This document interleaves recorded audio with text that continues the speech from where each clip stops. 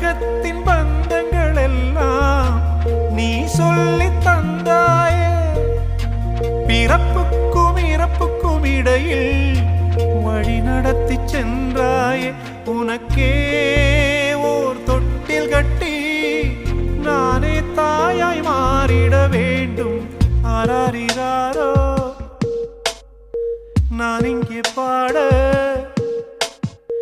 தாயே நீ கண்ணுறங்கு, என்னோட மடி சாய்ந்து